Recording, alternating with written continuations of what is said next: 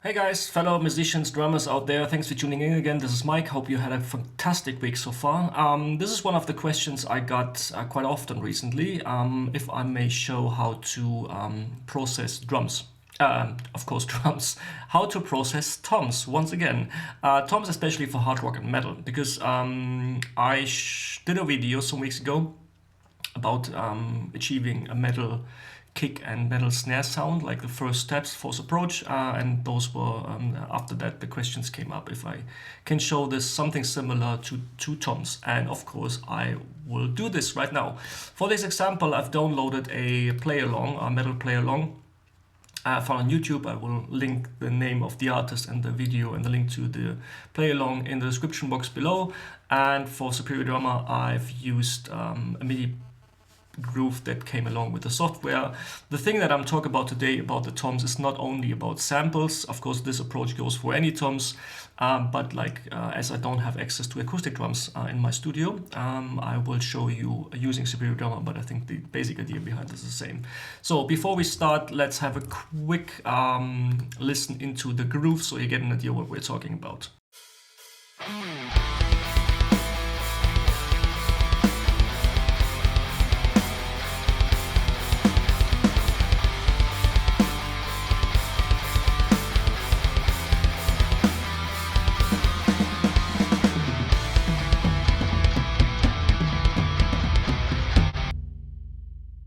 So here, no processing in the toms so far, kind of weak in the mix, but we need a starting point.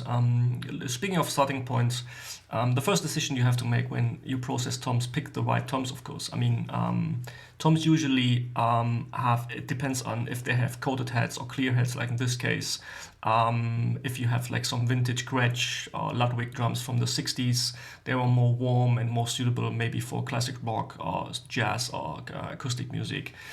So in this case, I went for the Masterworks because it's modern, it's punchy, it's made for this kind of music, as well as the famous Tama snare.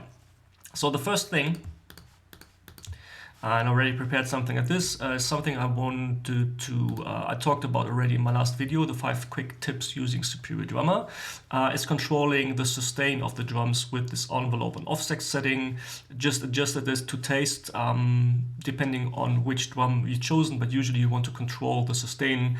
This is something you do in a studio anyways when you dampen your toms with some moon gel or wallet or something like that. So you really like getting control of the sustain. That's kind of annoying, especially on fast songs where you don't want that big sustain going on for days, because like you want to have one hit after another and want to have more the attack and the presence of the tom and not that big sustain. So this is a neat feature to control that. So let's dive into directly. I've already prepared those 4 toms. We'll show you the basic approach just on one tom to save some time. So let's bring up a basic EQ, and for this example, by the way, I'm going to mute the music for now, and I will, let's say, just loop the section here where the toms are playing. So on a tom, usually, of course, it depends on the size of the tom, but the basic idea behind this is every time the same. You want to focus on 2, 3, 4 different areas.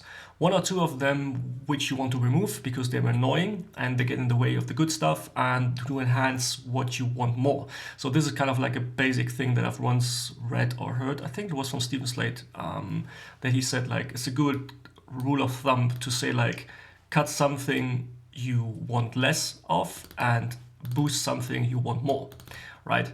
So, but the thing is that I wanted to show you is that you should start with removing stuff, because then you don't need to boost stuff that big anymore. So usually you want to look for something here in that area between 300 and 500 hertz, because this is usually where the honkiness is sitting. And I will show you on this tom what I mean. So listen carefully while I'm searching for the stuff that I don't like. And by the way, you shouldn't go for a bell like this one, like the Q setting at 1 down here. Go for something like 2 or 2.5. Because otherwise you would keep too much information and you don't get a really, let's say, a decent result of this. But looking for something, let's say 2.5.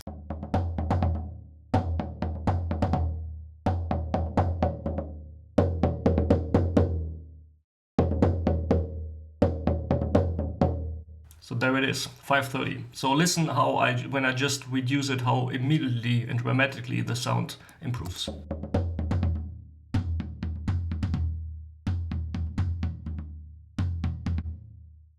And usually there's a second area which I found out recently that is sometimes annoying. Something between 700 hertz here and 1 kilohertz. Sometimes you find some whistling, papery sound. Let's have a listen if this tom has the same problem.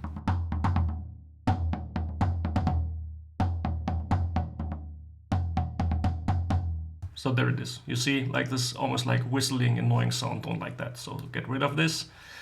Not so aggressive. Let's go for -3 or 4. So now you clean up the tom, and now you can concentrate on the stuff you want to bring up. So usually there is like two areas in the upper mids and the high frequencies. Like the first thing you want to look for is something between 2 and 5 kilohertz, where the stick attack happens.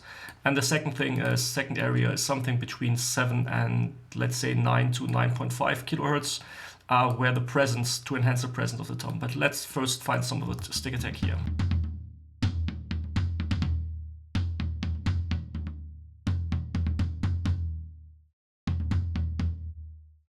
You don't want to go too aggressive here. I will show you in a minute why. Just like to bring out a little bit of the presence here.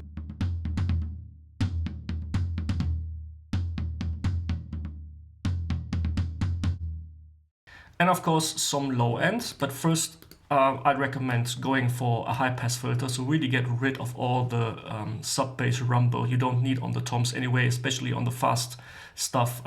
Try to avoid boosting that area because it will end up in a messy and crappy sound. And boosting some of the fundamental frequencies of toms can be tricky as well, because though they sound good in that area, sometimes if you boost it too much, you will get kind of like an overwhelming sound. I will show you what I mean here in this. Let's boost this like quite aggressively, like 8 dB. So you really hear how it's resonating almost too much. So you don't really just give it just like a slight bump here. 1 dB, 78 hertz. So this will work. Quick AB.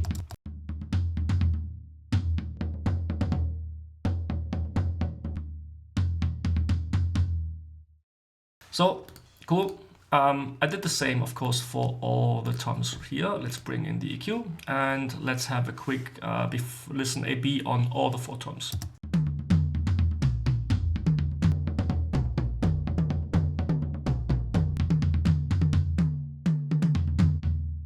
And I will show you that already this little EQ that you do just on the direct microphones will already help the toms to cut through the mix even better. So first, in context with the music, and I first disable the EQ so far and bring it in while the song is playing.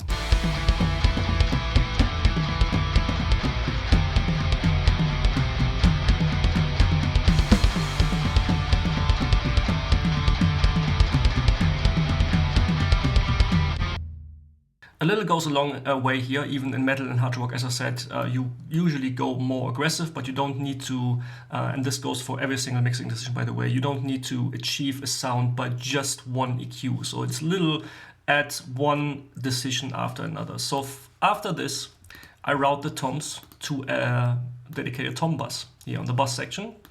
And I do some other stuff here. Again, an EQ, yes, another EQ, but this time I will process all of the toms, whether it's 1, 2, or 5 toms. In this case, it's 4. So I listen to the music carefully and don't listen in solo anymore when I do this, because this will really, the toms have to sit in the mix. So there's no right or wrong. Usually what I do, I sweep around the frequencies right here and add something until I have the feeling that the toms sit better in the mix.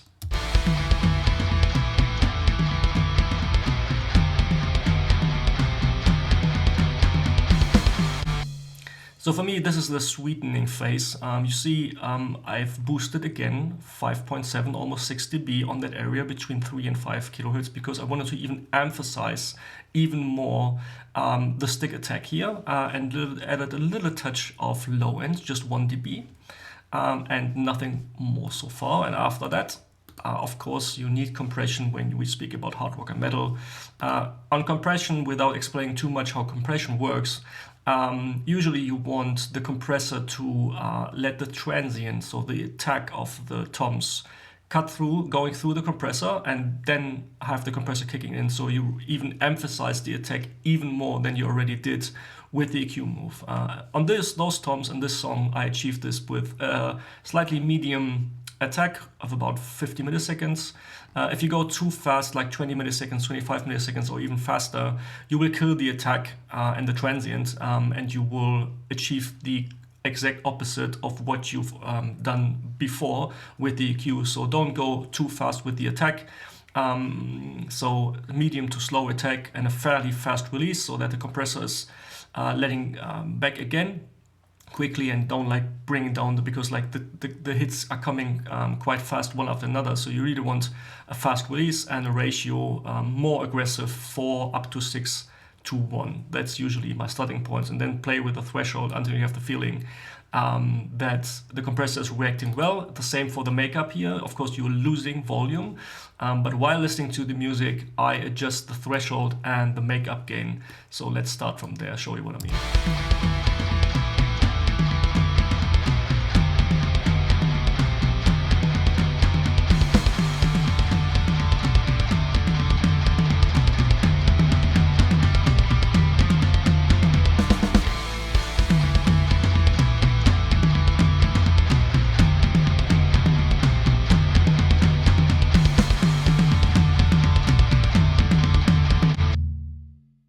Cool. And finally, this little bad boy here, the punch exciter, which just like makes things louder, better, more aggressive. I've dialed in the compression and the wet knob here a little bit. They are both set to 50 by default, compression to 35. There is no right or wrong, just play with the settings, but this usually really works if you want to have something that really sticks out. I will bring it in. Please keep in mind that the toms are now, of course, almost ready processed, while all the other instruments are not processed at all. So of course the ratio now between the toms and the rest of the drums is not correct, but I'll bring in the rest in a minute. So let's have a listen what this punch exciter does to the toms.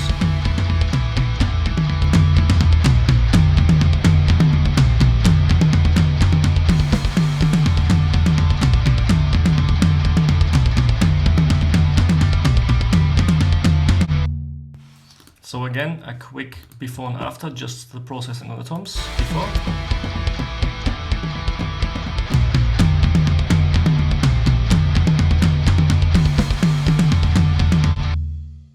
And yes, I know the critique.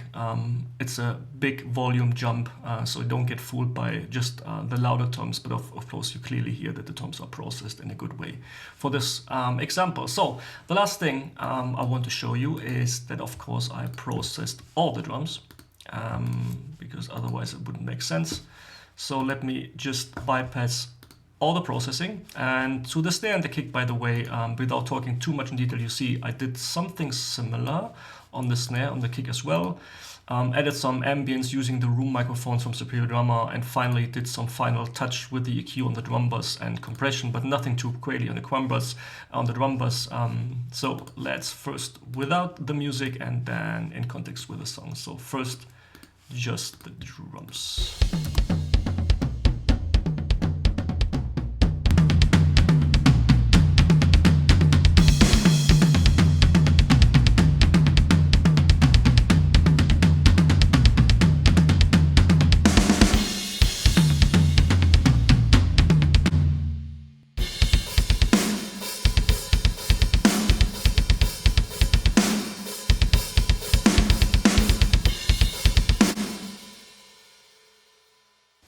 And now, first bypass, and then I will bring in the effect AB with the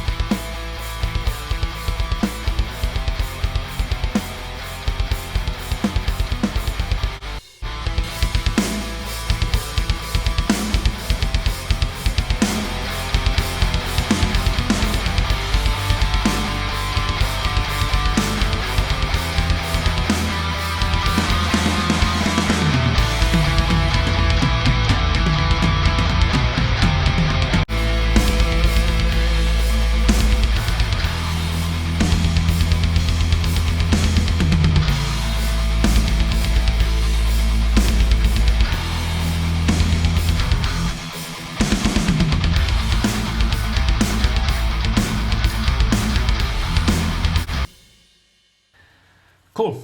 This was just a mix on the fly. Of course, you can of course fine tune even more. And usually, as a mixer, you do this really like trying to match the sound for the whole song and not just like a single part. But I think you get the point. But the last thing I want to talk about just briefly is that it's not only about the drums. Mixing is always like finding compromises between instruments. And you see here in the waveform top in the window here in Reaper that the guitars are pretty much mixed and mastered already, compressed. You see like a lot of energy going on.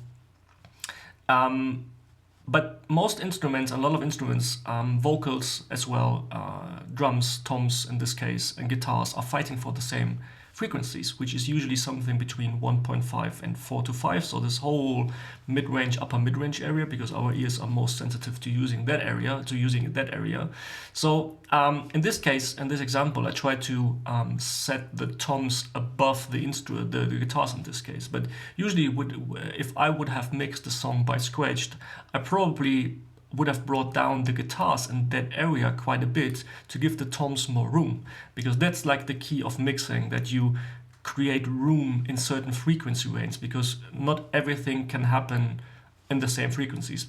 Instruments and sounds are fighting against each other for attention. So I would just show you what I mean by bringing down just on the guitars, bring it back to 0. So here are the guitars in solo. And going back to the area we had before here with the toms. Now we'll bring in the guitars just by bring down 1 to 1.5 dB. So really a slight move just in that area where the tom had their attack. So you really see like just bring down not only the complete volume of the whole guitars, just that frequency area to give the toms more space. And I want you to listen closely on your headphones, and you will hear that the toms get more presence, as if I would gain up the volume, which I don't. I just bring down that particular frequency at the guitar. So here we go. Of course, I should unsolo that.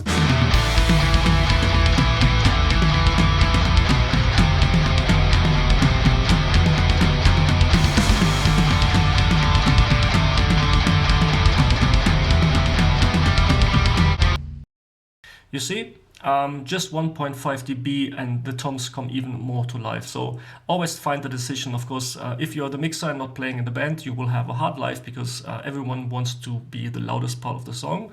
But that's kind of like part of the job and part of being a musician, isn't it? So I hope you find this helpful. If you have any questions regarding this topic, leave a comment below.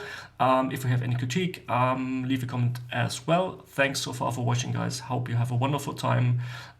Please continue giving me tips and asking me to do more stuff, because this is what the channel is living for. So thanks again, guys, and see you next time. Bye bye.